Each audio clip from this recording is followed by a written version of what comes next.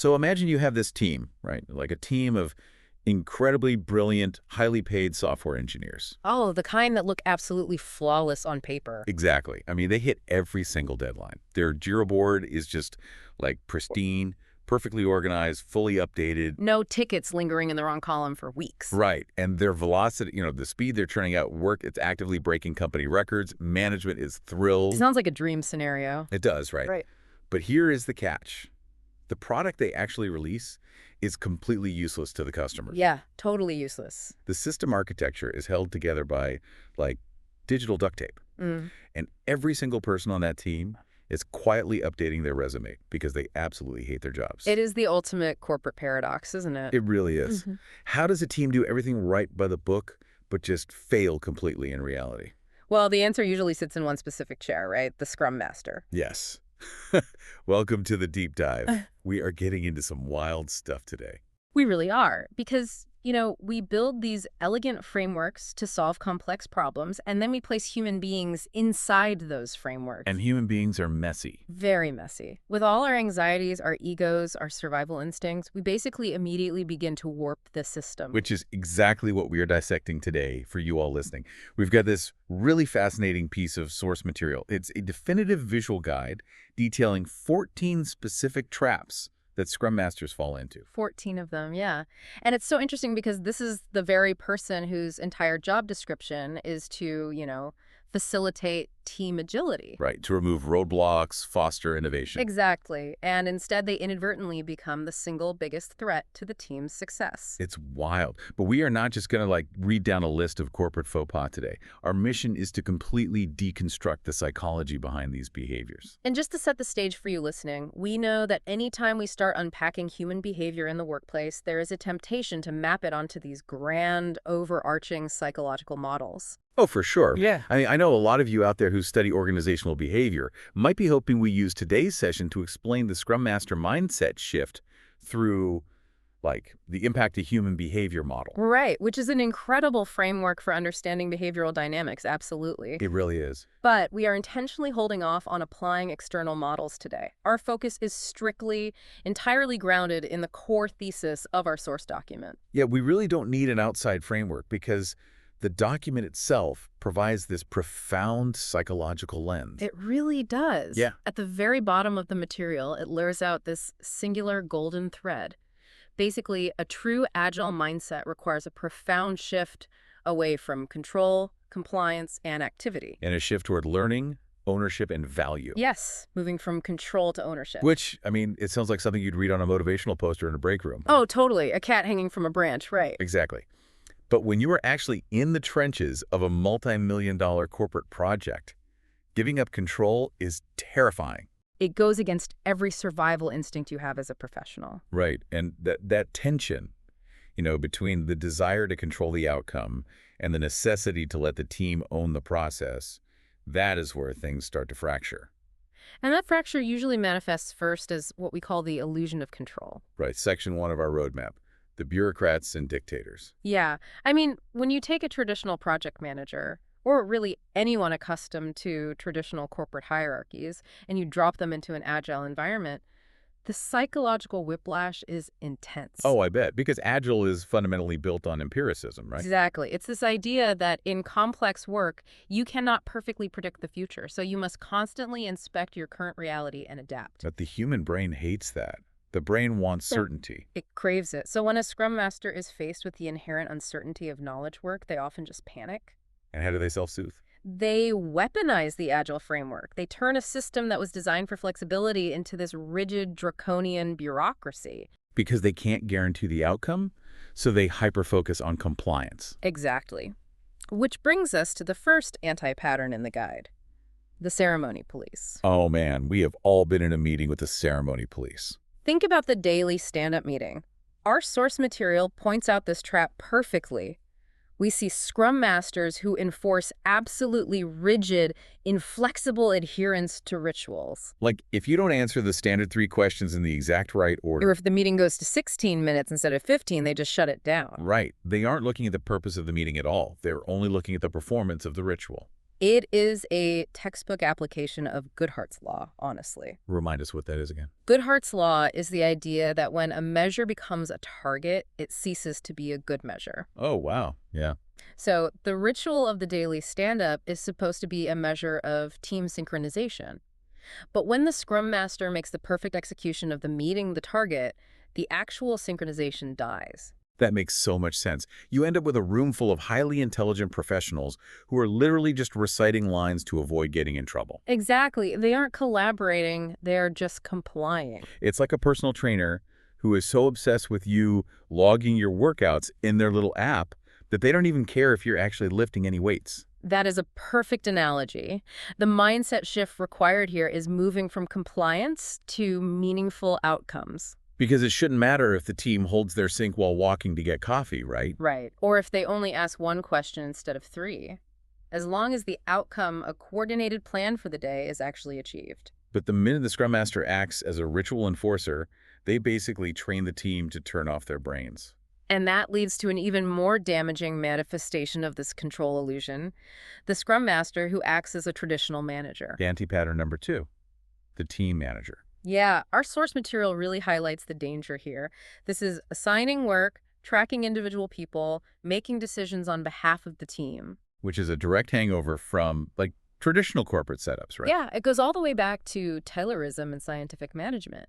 The manager's job was to be the brain, and the workers were merely the hands. But in modern software development, or really any complex project management, the workers are the brains. Precisely. The shift here has to be from control to self-management.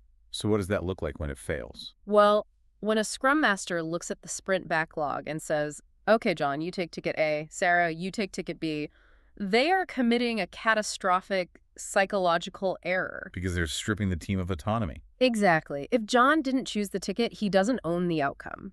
Oh, right. So if the approach fails, John doesn't feel the sting of failure because it wasn't his decision anyway. Yeah, he just says, well, I did exactly what you told me to do. Man, you essentially create an environment of malicious compliance. Or at the very least, just learned dependency. You really do. You train your team that they do not need to look at the big picture. They don't need to assess their own capacity. And they certainly don't need to coordinate with each other. They just need to wait for the boss to hand them their marching orders. Which completely destroys the peer-to-peer communication network that Agile actually relies on. How so? Like, visually, what does that mean? Well, you can actually visualize this. In a healthy, self-managing team, communication looks like a mesh network. Everyone is talking to everyone else. Like, hey, I'm stuck on this database integration. Right, and someone else says, oh, I touched that code yesterday, let's pair program on it. Yeah, totally natural collaboration. But when the Scrum Master acts as a traditional manager, that mesh network collapses into a hub-and-spoke model. Oh, man, I've literally been in these meetings. Every conversation has to flow through the Scrum Master in the center. Yes, exactly. You're staring at the grid of faces on the screen, and nobody is looking at or talking to their peers. Every single update is directed exclusively at the Scrum Master. Here is what I did yesterday, boss. Here is what I am doing today, boss. Right, and that brings us to the third anti-pattern, the status collector. Yeah, that hub-and-spoke dynamic is what the source material identifies as tuning the daily event into a status report. And the Scrum Master collects these statuses, usually to feed them up the chain to management, right? Exactly. They transition from being a facilitator to being an information bottleneck. Why do they do that, though? Just for control? Because it makes them feel valuable. If they hold all the information, they are indispensable. But they are actively suffocating the team's ability to self-correct in real time. Okay, hold on. I need to push back here for a second. So for it. Because this all sounds lovely in theory, right? But we have listeners right now who are managing real pipelines, real budgets, real marketing schedules. Absolutely, the stakes are real. Businesses run on predictability. Marketing buys ad space based on release dates. Sales promises features to enterprise clients based on estimates. Right, the business side needs dates. So if I am a Scrum Master and I don't act as what the guide calls a commitment enforcer, which is anti-pattern number 11, I'm basically telling the CEO to just cross their fingers and hope for the best. It feels that way, yeah. Don't estimates have to mean something? How Yeah. does anything actually get delivered on time? It is the most common and honestly the most rational pushback in the industry. Yes, the business needs predictability to survive, Right. but We have to fundamentally understand the nature of the work we are doing. We are not running a factory assembly line where attaching a car door takes exactly 42 seconds every single time. Because it's knowledge work. Exactly. Knowledge work means every problem we encounter is, to some degree, a problem we have never solved before. So the predictability is inherently flawed from the start. It is. When an agile team provides an estimate, they are providing a forecast based on the limited information they have at that exact moment. It's a best guess. Right. It is a probability curve. It is not a blood oath. I love that. Not a blood oath. So when a Scrum Master treats that forecast as a fixed, unbreakable promise, they are ignoring reality. They are demanding certainty in an uncertain environment. Then what happens when you demand certainty from a team doing complex work? You incentivize deeply destructive behaviors. Like what? What does that destruction look like on the ground for you all listening? Well, first, the team realizes they will be punished if they are late. So they start defensively padding their estimates. Oh, of course. A task that should take 2 days is estimated at 5 days, just to be safe. Exactly. Suddenly, your entire capacity planning is artificially constrained, and the business moves at a crawl. And then what's the second destructive behavior? When the team inevitably encounters a hidden technical issue mid-sprint, they know they can't ask for more time because the commitment enforcer won't allow it. So they just cut corners. They absolutely cut corners. They skip the testing protocols. They write messy, unscalable code just to push it across the finish line by Tuesday. Yeah, so you get your feature on the date you demanded, but the integrity of the product is totally compromised. You've traded long-term stability for short-term compliance. Wow. Okay, so what is the mindset shift our source document demands here? Moving from predicting certainty to inspecting and adapting. Inspecting and adapting. Right. The Scrum Master's role isn't to guarantee a date, it's to guarantee total transparency. To tell the business, like, hey, we can't predict the future, but every 2 weeks, we will show you working software. Yes. And say, we can adapt our strategy together based on real data rather than a fantasy Gantt chart we drew 3 months ago. That is a massive paradigm shift, though. I mean, it is the difference between managing a reality and managing an illusion. You are trading the comfort of a fake promise for the friction of the truth. And that friction is uncomfortable. Right. Really uncomfortable. It is, which perfectly explains why, when Scrum Masters realize they shouldn't be dictators, they often swing the psychological pendulum to the exact opposite extreme. Right. Section 2 of our deep dive, the overcorrection. Yes. They realize that commanding and controlling the team is toxic, so they decide to become the ultimate servant. But they completely lose the leader half of the servant-leader equation. Exactly. They become what we might call the helicopter Scrum Master. The helicopter Scrum Master. I mean, this is where we see Scrum Masters suffocating their teams with support, right? Yes. They achieve the exact same negative result, crippling the team's independence, but they do it by doing too much for the team rather than doing things to them. It's like helicopter parenting. Doing your kid's science fair project so it looks perfect, but ensuring they learn absolutely nothing about science. That is exactly what it is. It stems from a savior complex. Because, it feels incredibly good to be helpful. Oh yeah, everyone wants to be the hero. The source material outlines this beautifully when it describes anti-pattern number 4, the Scrum Master who acts as a team secretary. Oh, the team secretary.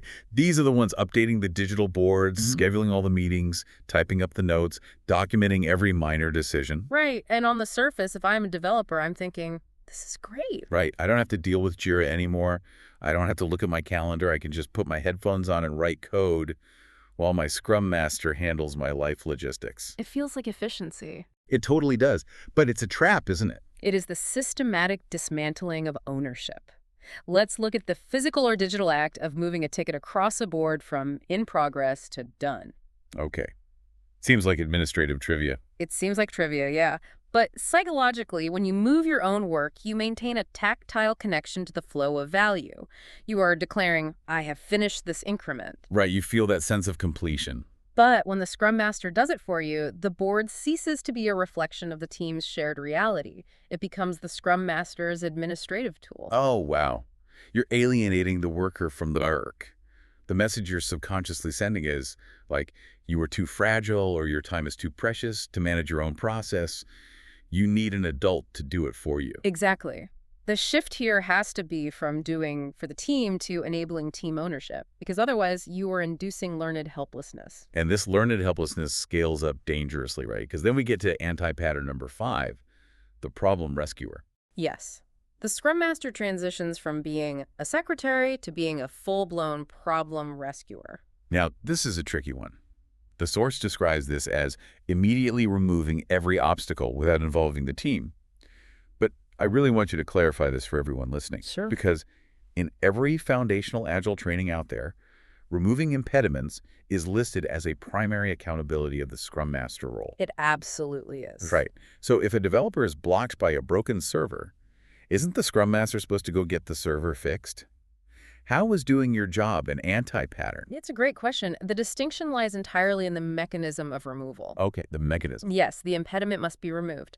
But how it gets removed dictates whether the team grows or stagnates. Let's use an analogy. I love a good analogy. In immunology, there is a concept called the sterile environment hypothesis. Okay. If you raise an organism in a perfectly sterile bubble, it never encounters any pathogens. Its immune system never develops. So the moment you take it out of the bubble, the first common cold it encounters will just destroy it. Because it has no antibodies, it has never practiced fighting anything off. Right. Well, a software team has an organizational immune system. When they face a blocker, let's say another department is refusing to grant them API access, that is a pathogen. Oh, I see where you're going with this. The problem rescuer Scrum Master hears about this API blocker in the daily stand-up, tells the team to sit tight, and spends the next 4 hours on the phone fighting with the other department to get the access. And they come back looking like a hero. I got the access, you're welcome. Yes, it feeds the ego of the Scrum Master immensely, but they just acted as the team's artificial immune system. So the team learned absolutely nothing. Nothing. They didn't learn how to navigate organizational politics, how to negotiate with other departments, or how to escalate effectively. The mindset shift here has to be moving from saving people to growing problem-solving capability. Exactly. So a healthy approach would be the Scrum Master hearing about the API blocker and saying, okay, we have a bottleneck. Who on our team has a good working relationship with someone in that department? Right. Coaching them through it. How should we frame our request so they understand the urgency? Let's formulate a strategy together. Yes. You coach the team through slaying the dragon themselves. It might take slightly longer in the current sprint, but you are building a long-term capability. So the next time that department blocks them, the team won't even need to bring it up to the Scrum Master. They will have the antibodies to resolve it themselves. Precisely. But watching your team struggle to slay the dragon is hard. Like, as a leader, you just want to jump in and fix it. It takes immense restraint. Which brings us to the final manifestation of this helicopter dynamic, which is anti-pattern number 8, the comfort protector. Yes. The comfort protector, shielding the team from every difficult conversation or consequence, keeping them perfectly comfortable. What does that actually look like in practice? This is the Scrum Master who will intercept an angry stakeholder and lie to them to protect the team's feelings. Oh, wow. Or, let's say the team totally mismanages a sprint and delivers nothing of value. The comfort protector will take all the blame in the review meeting, so the developers don't have to face the heat. It's ruinous empathy. That's exactly what it is. If you insulate a team from the consequences of their actions, failure ceases to be an informational feedback loop. Exactly. Like, if I make a bad architectural decision and I never have to look the disappointed customer in the eye, I am going to keep making that bad decision. Comfort is the enemy of growth. The shift here is from comfort to constructive courage. Constructive courage. I like that. A true Scrum Master facilitates the hard conversations. They don't avoid them. Okay. They bring that frustrated stakeholder into the room with the developers. They mediate that highly uncomfortable but deeply necessary conversation about why the value wasn't delivered. Yes. They let the team feel the heat, because that heat is what forges resilience. And this creates a fascinating psychological domino effect, doesn't it? It really does. Because if you have a team that has been perfectly shielded in a sterile bubble, they aren't managing their own work, they aren't solving their own problems, they aren't facing the reality of their failures, they begin to feel a subconscious void. Yes. They need a way to prove their existence and justify their paychecks.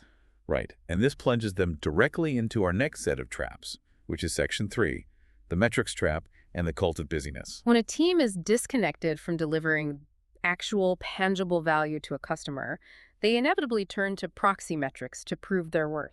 Like, if they can't say, we solved a massive user problem today, they will settle for saying, we produced a massive amount of output today. Exactly. Which brings us to the most notoriously abused metric in modern project management.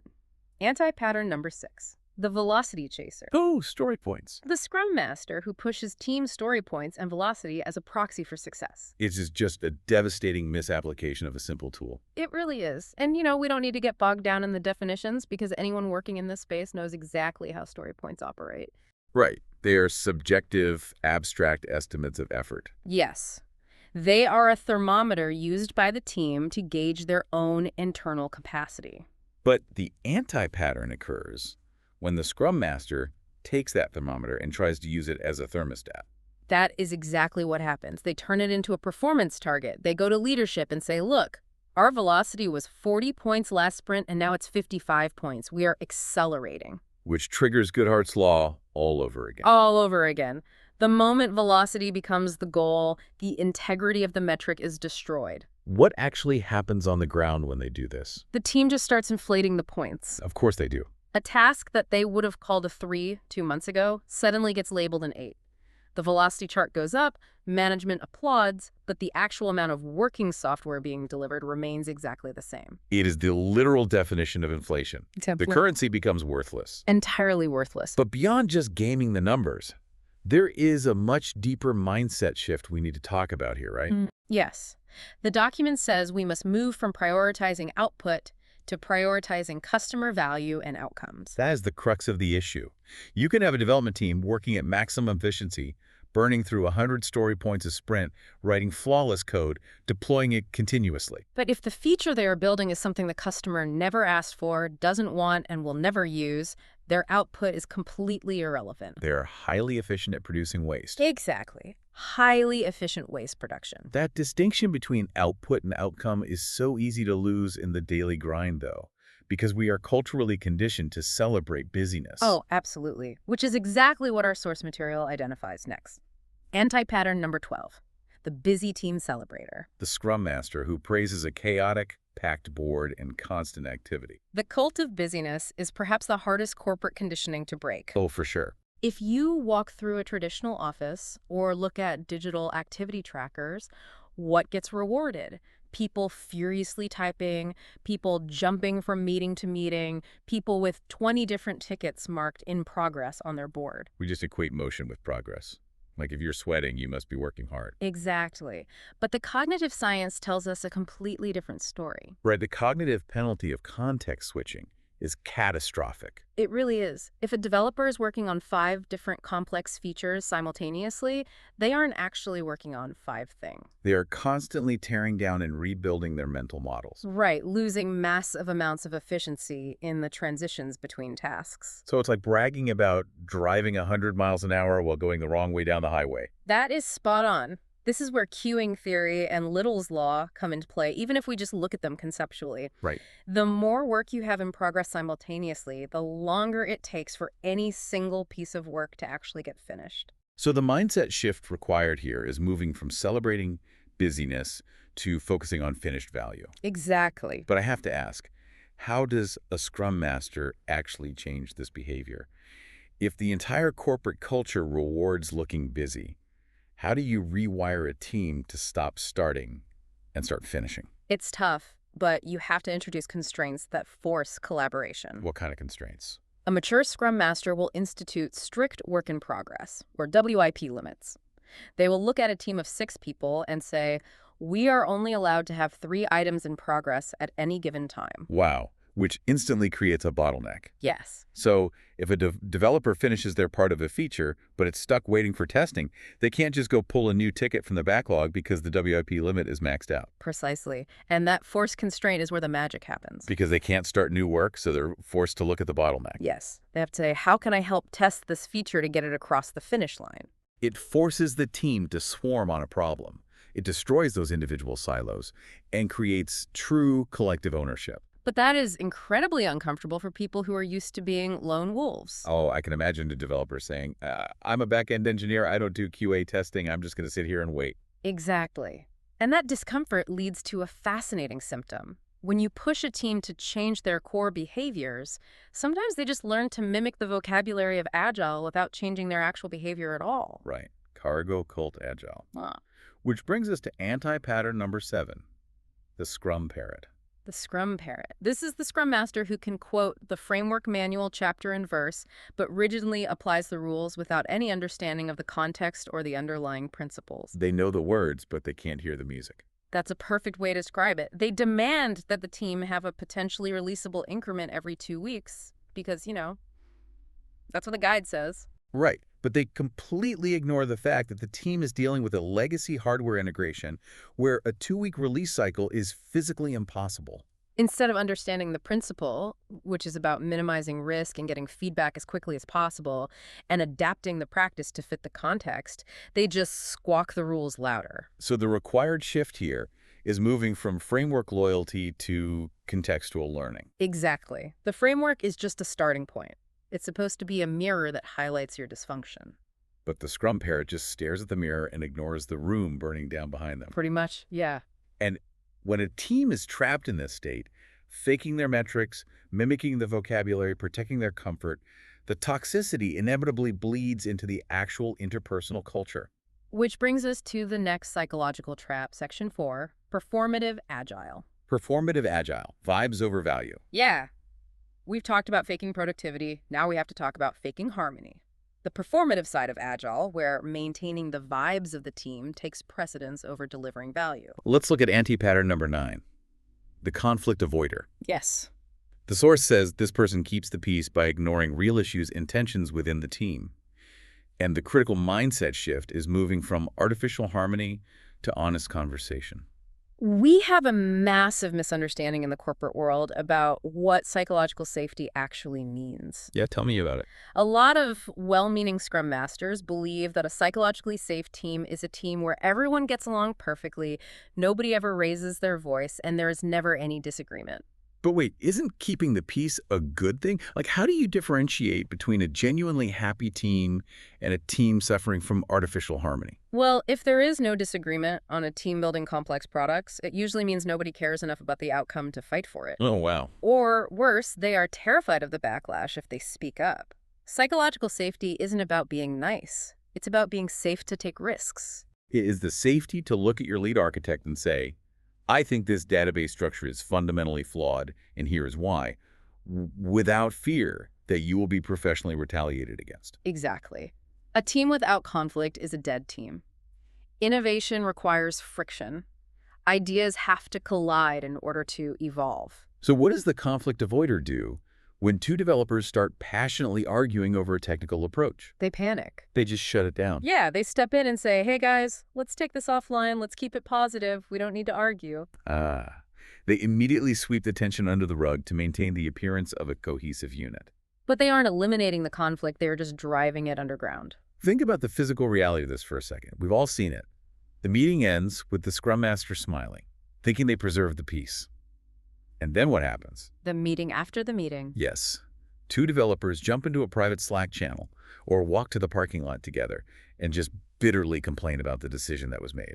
Because the real conversation happens in the shadows. Because the environment isn't safe enough to have it in the light. And the resentment just festers. It really does. The shift to honest conversation requires the Scrum Master to become a facilitator of healthy conflict. So when an argument breaks out, the Scrum Master should realize it's a goldmine. Exactly. Their job is to channel that friction away from relationship conflict like personal attacks and entirely into task conflict. Put the problem on the whiteboard and let the team attack the problem rather than attacking each other. Yes, exactly that.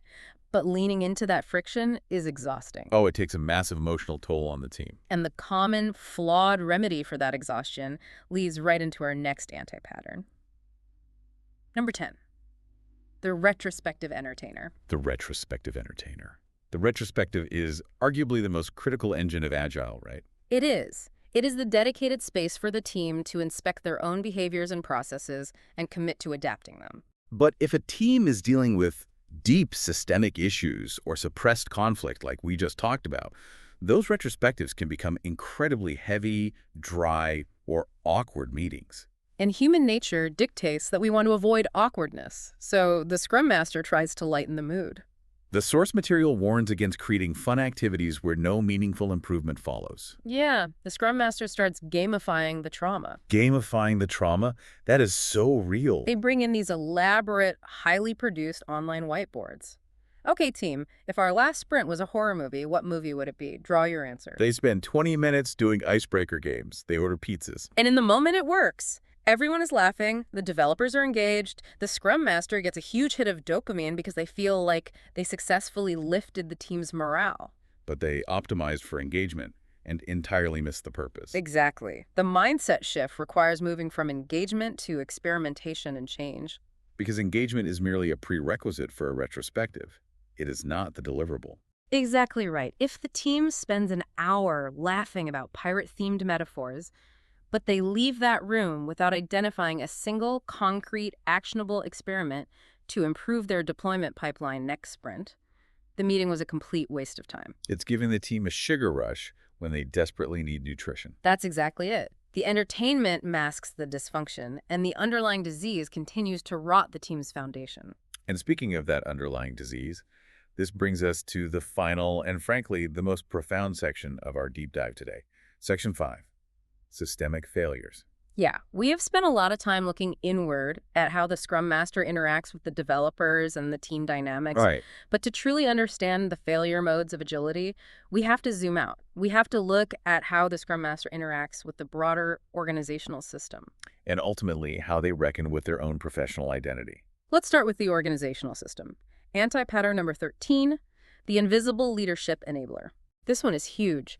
This is a Scrum Master who coaches the team effectively within their little bubble, but completely evades influencing larger decisions, corporate policies, or systemic blockers.